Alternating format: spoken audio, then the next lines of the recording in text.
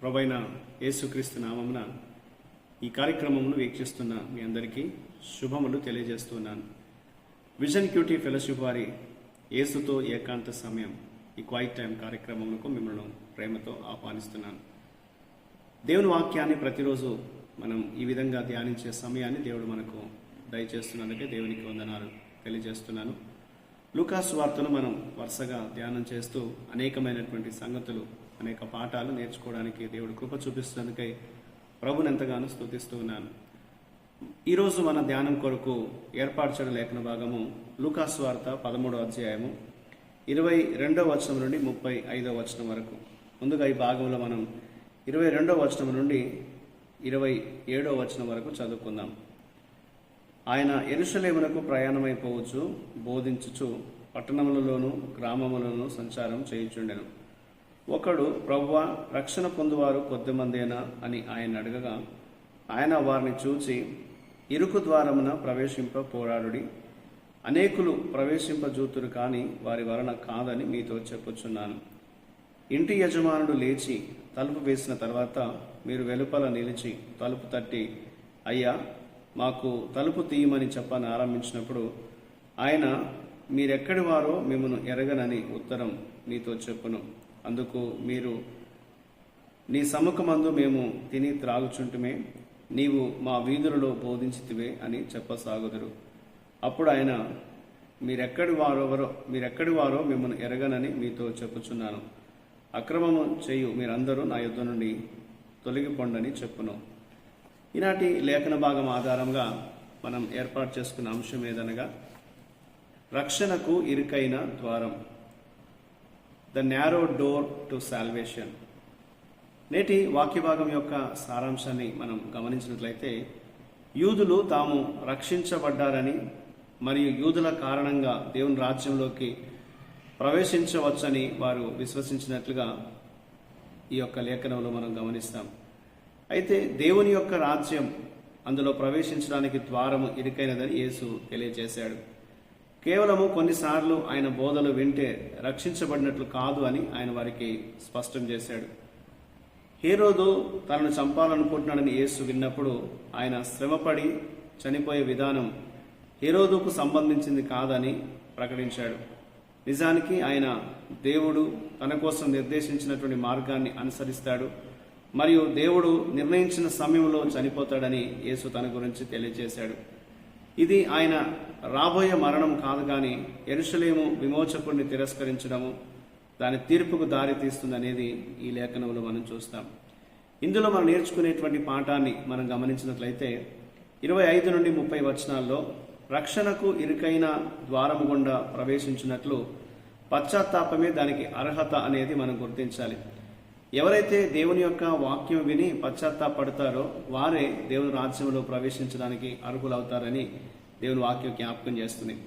యేసుక్రీస్తును గురించినటువంటి అవగాహన, ఆయన పేరును బట్టి ఉన్న పరిచయము లేదా జీవితంలో ఉన్న ప్రత్యేక హోదా, ఇలాంటివన్నీ కూడా ఈ తలుపును తెరవలేవు, ఈ ద్వారాన్ని తెరవలేవు, అందులో ప్రవేశించడానికి అనుమతించవు అనేది మనం గుర్తించాలి. పవిత్రమైనటువంటి యూదులు తమకు మోక్షము గ్యారంటీ అని భావించినప్పటికీ వారు నిజంగానే రక్షణకు దూరంగా ఉన్నారని యేసు చెప్పినట్లుగా ఈ వాక్యంలో మనం చూస్తాం. రక్షణ నిశ్చయత ఉన్న ఎవరికైనా సరే ఈ నమ్మకం యొక్క ఆధారం తప్పనిసరిగా ఏమై ఉండాలంటే, వారు పశ్చాత్తాపడి దేవుని మార్గంలోకి వచ్చిన వారై ఉండాలి. పశ్చాత్తాపడకుండా కేవలము నీ మాటలు మేము విన్నాము, నీ నామం మాకు తెలుసు అని అంటే అలాంటి వారికి రక్షణ దొరకదు అని దేవుని వాక్యం మనకు జ్ఞాపకం చేస్తుంది. 34వ వచనం 35వ వచనం మనం గమనించినట్లయితే, ప్రవక్తల సమాధిలో ఉన్నటువంటి యెరూషలేము తిరుగుబాటు నగరముగా పిలువబడుతుంది. ప్రవక్తలను పంపడం ద్వారా దేవుడు వారికి తన వద్దకు చేర్చుకోవడానికి తరచుగా ప్రయత్నించినప్పటికీ పదే పదే వారు అడ్డుకున్నట్లుగా వాక్యం మనకి జ్ఞాపకం చేస్తుంది. ప్రవక్తలను వారు అడ్డుకున్నారు. త్వరలోనే యేసు యెరూషలేములో ఆయన హతసాక్షి అవుతాడనే విషయాన్ని కూడా ఇక్కడ మనం గుర్తించాలి. యేసును తిరస్కరించినటువంటి యొక్క యెరూషలేము అది కూల్చివేయబడుతుంది. దాని స్థానంలో కొత్త యెరూషలేము నిర్మించబడుతుంది. ఈ క్రొత్త యెరూషలేము యేసును క్రీస్తుగా అంగీకరించి ప్రశంసించబడుతుందని నేటి లేఖన భాగం మనకు జ్ఞాపకం చేస్తుంది. ఈరోజు మనం ఈ లేఖనాన్ని బట్టి గమనించాల్సింది ఏంటంటే, యేసుక్రీస్తును మనం రక్షకుడిగా అంగీకరించి ఆయనే మనకు మోక్షానికి మార్గం, ద్వారమని గుర్తించి ఆయనలో మనం విశ్వసించి ముందుకు సాగాలి అనేది జ్ఞాపకం చేస్తున్నాడు. మనము ఈ యొక్క ఇరుకు ద్వారంలో ప్రవేశించడానికి ప్రయాసపడాలి. మన జీవితాల్ని లోకములో ఉన్నటువంటి పద్ధతులు బట్టి మనం కేవలం ప్రభుని అనుకొని ముందుకు వెళ్ళడం కాకుండా పశ్చాత్తాపడి ప్రభు మార్గంలో మనం జీవించినట్లయితే ఈ యొక్క నిత్య రాజ్యంలో మనం ప్రవేశించగలుగుతామనేది దేవుని వాక్యం జ్ఞాపకం చేస్తుంది. యూదులు తమకు అంతా తెలుసు అనుకొని రక్షణకు దూరంగా ఉండి ఉన్నారు. అలాగే ఈరోజు కూడా మనం చాలాసార్లు దేవుని వాక్యాలు మనకు తెలుసు అనుకొని మనం దేవుని సరిగ్గా విశ్వసించినట్లయితే, పశ్చాత్తాపంతో ప్రభు దగ్గరికి రానట్లయితే ఈ యొక్క రాజ్యంలో మనం ప్రవేశించలేమనేది దేవుని వాక్యం మనకు జ్ఞాపకం చేస్తుంది. కాబట్టి మనం దేవుని రాజ్యంలోకి రావాలంటే పశ్చాత్తాపమే దానికి అర్హత అనే విషయాన్ని గుర్తుపెట్టుకోవాలి. మన పాపము నుండి మనము విమోచించబడడానికి మన పాపాల్ని ప్రభు ఎదుట ఒప్పుకొని యేసయ్య మన కొరకు ఏర్పాటు చేసినటువంటి మార్గంలో ప్రవేశించి ఆయన ఇచ్చేటువంటి నిత్య జీవానికి వారసులుగా మనం ఉండాలి అని దేవుడు మనకు వాక్యం ద్వారా తెలియజేస్తున్నాడు.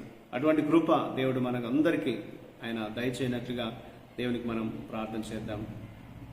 ప్రియమైన పరలోకపు తండ్రి, మీకు వందనాలు చెల్లిస్తున్నాను. ప్రతిరోజు మిమ్మల్ని వెతకడానికి, రక్షణ యొక్క ఇరుకైన ద్వారం గుండా ప్రభా మీ యొక్క అడుగుజాడలు మేము అనుసరించడానికి మాకు సహాయం చేయండి. నీ కృప ద్వారా మమ్మల్ని నడిపించి బలపరచుమని యేసుక్రీస్తు నామమున ప్రార్థిస్తున్నాను తండ్రి, ఆమేన్. ప్రియులారా, మీరు సమయం తీసుకొని ఈ యొక్క వాక్య ధ్యానాన్ని విన్నందుకు మీకు ప్రత్యేకమైన వందనాలు తెలియజేస్తున్నాను. ప్రతిరోజు మీకు అందించబడుతున్న ఈ అనుదిన ధ్యానాలు మీకు దీవెనకరంగా ఉన్నట్లయితే మీ యొక్క అనుభవాల్ని మాతో పంచుకోవాల్సిందిగా కోరుతున్నాను.